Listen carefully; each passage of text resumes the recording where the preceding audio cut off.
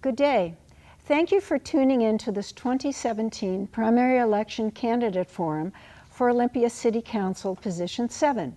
The forum is presented by the League of Women Voters of Thurston County and Thurston Community Media, also known as TCM. The League is a nonprofit organization that encourages the informed and active participation of citizens in their government. The League neither supports nor opposes candidates or parties. We are nonpartisan. The League registers new voters, studies issues, and advocates for its positions with governing bodies. Despite its name, the League is open to both men and women of age 16 and up. I'm Elliot Weinstein from the League, and I will be moderating this forum. The candidates for Olympia City Council Position 7 are Jim Cooper, Daniel Marsh, and Heather Woods, who was unable to attend today. So we will just have our forum with the two candidates that are present. For this forum, each candidate will have 2 minutes for an opening statement, and then I'll ask them questions in alternating order. The person first asked the question will have 2 minutes for a response, followed by 1 minute from the other candidates. There will be 1 minute for closing statements at the end. We'll begin with opening statements from the candidates, and we'll begin with Mr. Cooper. Hi there, I'm Jim Cooper. I'm on the Olympia City Council. I've been there for 6 years, and I'm asking for the community to re-elect me to position 7. In my day job, I'm the director of the United Ways of the Pacific Northwest, which is a trade association for United Way in Washington, Oregon, and Idaho.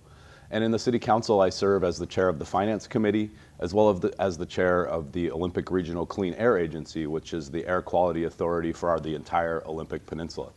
If I'm reelected, I will continue to focus on opportunity for all Olympians. Many of our community residents are teetering on the brink of not having enough resources to meet the needs of their family. And I think it's important that we continue to bring more living wage jobs to our community and focus on having a strong social services safety net. I also want to focus on leaving an environmental legacy for our children and grandchildren like no other. I am proud to have saved the LBA woods and helped to create the Olympia Metropolitan Parks District, and I look forward to do more work there. And lastly, I'd like to see an increase in our public safety in Olympia. To me, that means having a world-class police and fire department with the right equipment and the right training to do their jobs. And it also means having a roof over every single Olympian's head so that they have the ability to make decisions based on living in a safe and healthy environment. I look forward to having your vote, and you can find out more about me at electjimcooper.com. Thank you. Mr. Marsh. Hello. I'm running for City Council in this position because the issues that face Olympia I feel are currently not being addressed. Olympians do not feel safe in our city. Our police response is inadequate because we do not have the officers. Funding was approved but never given to increase police officers on the street. We have the same number of police officers since the 1990s, and we do not have currently enough commissioned officers to go out and keep our city safe. The city has been given numbers from the Olympia Police Department that we need to have 4 additional commissioned officers on the street, 3 support personnel, and a mental health clinician embedded within the Olympia Police Department. We also need to ensure that we have upgrades to our jail, so that way if we do have individuals who are a threat to our society, that they can be from there put and dealt with in order to keep our community safe. On top of that, we also have a business climate that is very difficult to operate in here in Olympia.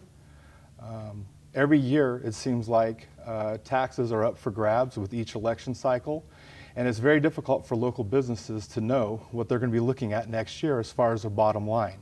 We need to work with area businesses and get more private sector jobs here in Olympia.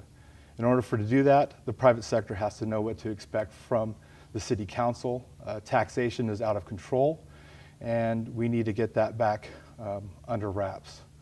Lastly, I would like to say that our firefighters and police officers are outstanding. We just need to go out and support them as well. I have a Master of Social Work from the University of Southern California. I'm currently completing a Master's in Business Administration from American University. I'm delighted to be here, and thank you for having me. Thank you. Okay, we're going to start with the first question, and it goes to Mr. Marsh. What can the City Council do to help support racial justice and equity issues in Olympia? You have 2 minutes. Okay. What the City Council can do to help support equity issues and racial justice or social justice within our town is ensure that, first off, that we have law and order on our streets. I think that right now we have a climate to where those who may disagree with what's going on, and there's a lot of people upset with what's going on right now. But I feel that in those protests that we have to be listening, and those protests have to be safe. We cannot have people going out, breaking windows, destroying businesses, and causing mayhem on the streets. We need to have, at first, more effective police presence to root that out. And then, once we're able to hear what the issues are without outside forces coming in and being violent, and we can hear that message, we need to listen to it. And we need to listen to it, and we need to listen to Olympians who are in fear. And we need to answer that by providing safety and then listening to those who have said that there's inequity and find that inequity and go after that. That is what I feel that we need to do. But first, we need to keep things safe, to listen to the message and hear that message and go forward. Thank you. Thank you. Mr. Cooper. Yes, so equity and diversity should be a core component of everything that we do. I think it's really clear in the national dialogue today that people of color are feeling threatened in America, and that's not okay. That's not the America that I was raised to believe in. For the Olympia perspective, obviously we've had a heightened sense of awareness around this conversation since we had officer-involved shooting a couple of years ago. The City Council has done, I think, a pretty good job getting out and stimulating a conversation around race and equity and diversity. We need to do a better job about continuing that conversation. And so my proposal to the City Council is that we create the Olympia Human Rights Commission that will focus on reporting to the State Human Rights Commission, the City Council, the City Manager and staff, and the broader community about the situation around equity and diversity and how it impacts our underserved populations in our community, so that we can do it the Olympia way and really kind of improve on our own together. Thank you.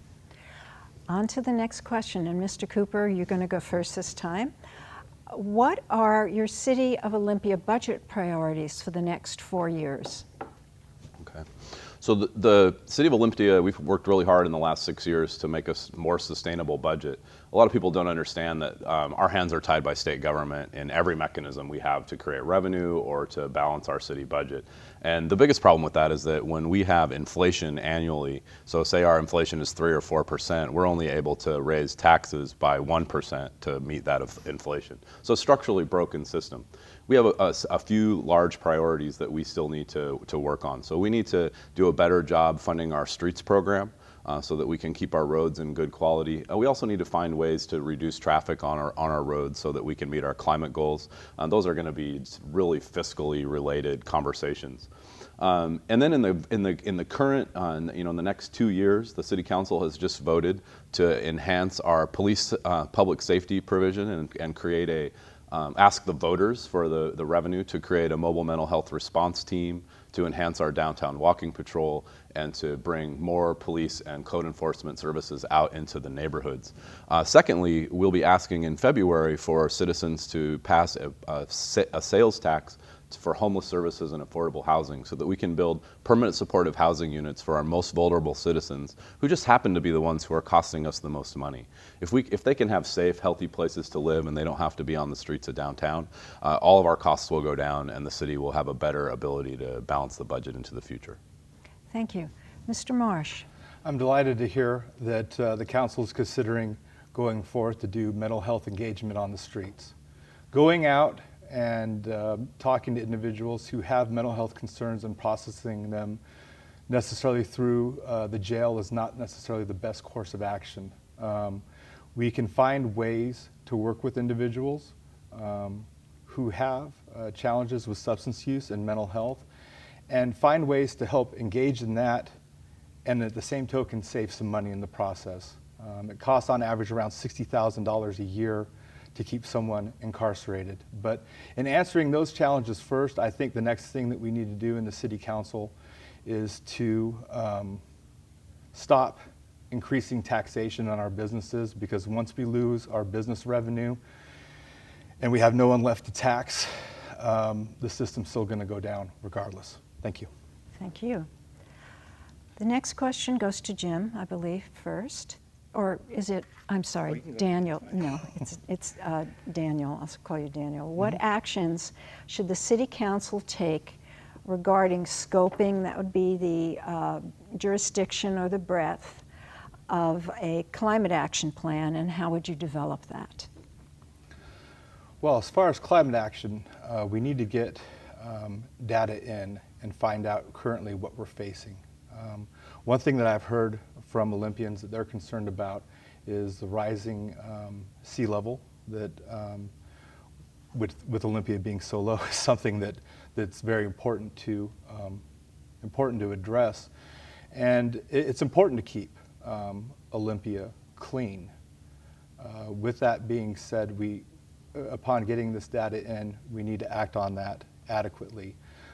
Capitol Lake, for example, has not been dredged since, I believe since the 80s or so, quite a long time, and we need to get that under control. It's a beautiful lake, but we need to keep Olympia clean. We need to listen to the data that's out there, and I think with present changing policies at the national level, we're going to have to continue to keep a good eye here at the local level. I know the state is with ecology. My father used to be a site assessor and worked with the Department of Ecology on a regular basis, but we too need to keep Olympia clean, and I think that's something that I would look forward to looking into more as I go forward. Thank you. Thank you. Jim? Can you repeat the question, please? Certainly. What actions should the City Council take regarding scoping, the scope of a climate action plan, and how would you implement it? Wonderful. So we're actually in that process right now. So we, the biggest piece that we're working on is a sea level rise response plan for downtown, and we partner with the Port of Olympia and the Lot Clean Water Alliance to do that work. We are looking at sustained levels of high water in the low-lying areas in Olympia anytime it's wet, of up to 6 feet higher than we're normally used to. And so we have to think about how we're going to protect our downtown, how we're going to and make sure we protect public services and private infrastructure through that sea level rise. Stepping back from sea level rise is a larger climate change question. We have to make sure we have a solid energy plan so that we're not continuing to contribute to the carbon that's causing the planet to warm up. And so for me, that means having a way for our public to buy clean energy. And so we're looking at ways to think about that. We've just signed a historic agreement with Puget Sound Energy for 20 years. To buy direct wind power starting in 2019 from a wind farm that's going to be built in Lewis and Thurston County for all city power bills. So I'm really excited to have that opportunity and look forward to continuing to work with the community to balance our energy usage and make sure we're not contributing to the problem anymore while also protecting ourselves from sea level rise. Thank you. Well, on to the next question, and I think now it's Jim's turn to go first. How can the city work with Evergreen State College to encourage free speech but discourage demonstrations that result in property damage, injuries to participants, police officers, and the general public? Yeah. So I think we need to do a better job as a community teaching ourselves what the best way to use your free speech right is, and that's making sure that you don't cross the line into violence or destruction. We've had a little bit too much of a problem with that lately in our community, and I think we need to spend some time coaching our activists and working together to make sure they understand where that line is and really how ineffective it can be if you cross the line into violence. It doesn't help your cause. It doesn't help our community grow and be a better place. So working with Evergreen State College, I think we can have more conversations with our students who tend to be see up-and-coming leaders. Evergreen State College is a great asset for the community, and it's produced some amazing leaders throughout the nation. So it's a good partnership opportunity. I'm really excited to see Evergreen State College partnering with new development in downtown Olympia and looking at bringing students and some of that conversation into downtown, and look forward to continuing a partnership with Evergreen to make sure that we have open dialogue and we have an ability for people to use their free speech rights without crossing the line and really getting violent or destructive, because it's truly unacceptable. We don't appreciate riots, and we don't see them as activism. We see them as riots, and our police are used as a tool there, versus when there are activists on the street using their free speech right and not crossing that line. Olympia is pretty accommodating, and we do the best that we can to make sure they have the ability to do that. Thank you. Mr. Marsh. What I say to that is, as a greener myself, I definitely know that there's a lot of people with a lot of great passion who have a lot of good ideas for our future. It is upsetting when they do resort to acts of violence, which absolutely cannot be tolerated, and it's not effective in getting their message across. I think, again, we need to listen to the messages that folks are saying out on the streets, to where it doesn't come to an act of violence. But in the event that violence does occur, we need to treat them as criminals, as they are after doing that. And I feel that we need to listen, but to those who do not want to do it the right way, we need to take action accordingly with the criminal system. Thank you. Thank you. You will now each have a minute for a closing statement. I believe Mr. Marsh goes next. Okay. With a closing statement. Well, I would like to thank the League of Women's Voters for having me out here, having us both out here. I'd also like to reiterate and address public safety. By not having adequate jail space to process those who've been involved in misdemeanors and other crimes, that keeping that element out on our streets, I feel, is the biggest disservice that we have done to Olympia in not being able to address that adequately. And that impacts all voters. And with that, I think I've communicated that, and I thank you for having me, and Thank you. I appreciate it. Thank you again. Thank you. Olympia is the best place in America to live and grow up, I believe. And unfortunately, we're also one of the fastest growing places in America. And so I'm the candidate that's able and well versed to be able to continue to make sure we plan for that growth and that we stay ahead of that growth. I am endorsed by firefighters, state employees, the Labor Council, Teamsters, and many other unions, as well as individuals and leaders in our community. If you'd like to find out more about me, please go to electjimcooper.com. And I'd love to have your vote for re-election both August 1st and then in November. Thank you. Thank you. Thank you for participating in the League of Women Voters Primary Election Forum for Olympia City Council Position 7. We encourage viewers to vote in the primary election, August 1st, 2017.